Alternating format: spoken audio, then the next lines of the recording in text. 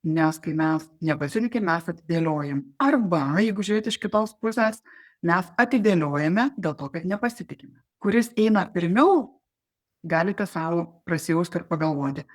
Aš eisiu nuo tų, sakykime, tokių bazinių suvokimų, kad mes neturime rezultato dėl to, kad nededam žingsnių.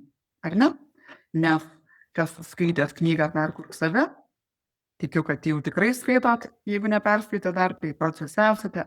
Tai čia būtent ir išdėlioju viską nuosekliai, kaip prasideda nuo minties paleidimo iki galutinės stotelės veiksmo. Ar ne? Prieš tai, aišku, yra sprendimo priėmimas, prieš tai yra emocinė atitinkama būsena, dar prieš tai atitinkamos mintis ir panašiai yra visa seka. Tai vadinasi, kažkurioje vietoje, jeigu mes neturime rezultato, yra kažkoks prasilenkimas šitoj sekoj, sakykime, ar ne? Galbūt viltys kažkokios mūsų netokios. Žinoma, mintys netokios ateina dėl to, kad turim kažkokių netokių įsitikinimų. Pas mus kyla emocijos. Sukyla emocijos, mes elgiamės iš įpročio, vėl prisigalvojam ir vėl kažko tai nepadarom, tą, ką norėtumėm padaryti. Ne?